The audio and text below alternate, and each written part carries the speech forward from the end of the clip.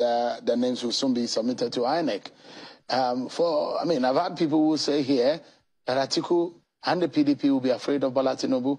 Is that true? That's ridiculous. That's funny. And for us in the PDP, we have advised Atiku to please put together his acceptance speech, because he's the next president of the Federal Republic of Nigeria. Bola Tinubu, with his inordinate ambition, capricious manifestation, and reaction formation, is no match in any way. Bola Tinubu is a baby weight compared to an Atiku Abubakar. How would you say that? Why would you say that? In all ramifications. Even if... Politically speaking? Politically, mentally, medically, socially, even religiously. Break it down for us to understand. When you say politically, how would you describe a Bola Tinubu? Bola Tinubu and Atiku Abubakar, in terms of political popularity, they are not on the same page. You mean Tinubu is bigger than him? How can Tinubu be bigger? How can Volkswagen be bigger than a 911? How can you compare, a toddler, with Atiku is Atiku. You yourself sitting here, you know that Atiku is Atiku. Bola Tinubu will tell you that he has never lost an election. I can also tell you that Bola Tinubu has never won an election. He was a governor 2 times. By what means? And he supported President Muhammadu Buhari, has said that, to win elections twice. Use your church mind evaluate. Is there anything like that, though? If there is. Or use your godly mind to evaluate what we are talking about, or to analyze what we're talking about. In terms of political experience, you cannot put Tinubu and Atiku on the same page. In terms of political experience, you can't. Atiku stepped down for MKO Abiola,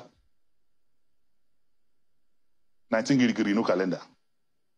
1992. Atiku Abubakar, by the virtue of being the vice president of this country at the time, have a political edge in terms of experience more than Bola Tinubu. 3, in terms of connections, in terms of political manpower, in terms of knowing this country, knowing and understanding this country, including the problems of this country, you cannot put them on the same page.